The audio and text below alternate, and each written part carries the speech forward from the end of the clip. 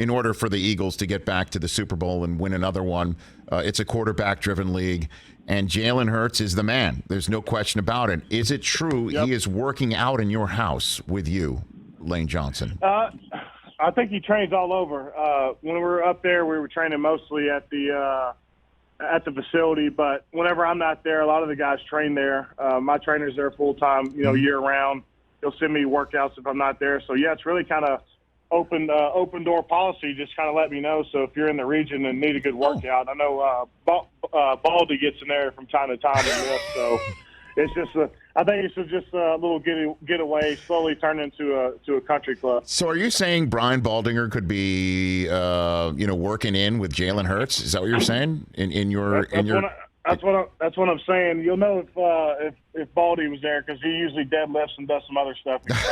I am not surprised. I'm not surprised at all. By the way, Chris Brockman, write it down. Great nickname for a fantasy team. Baldy's Deadlift. That would be a great fantasy team name.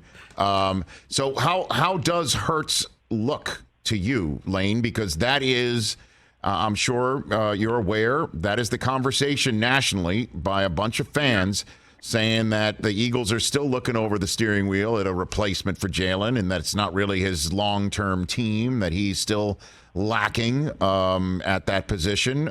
I'm just giving you what the general sense of what a lot of folks are saying. What do you say to that, Lane Johnson?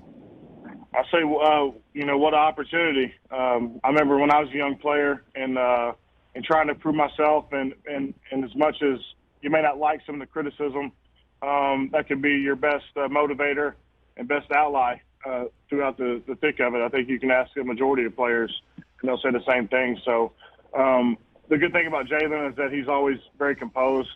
He's a great leader. He works hard, and he's just a tremendous athlete. And I think you only saw a little spark of what he can be last year. And I think with the compliments of what we have, offensively, I think we can explode this year. But the main thing Coach Sirianni keeps us in check is, he teaches us, just one day at a time and stay in the moment and control what you can control, which is easier said than done. So this is Hurts' team as far as you're concerned, not just this year but beyond, Lane. Yeah, exactly. And so what does he say about this stuff off camera or just hanging out while you're working out? Is there any conversation about his approach, his mentality, his mindset to all of this, Lane? No, I mean, mostly he kind of lays low. Most of the time he spins. He'll come over and work at my place some, but a lot of it's with his receivers, guys he's going to be throwing to. I can only do so much. I'm trying to keep these guys off of him so he can make plays.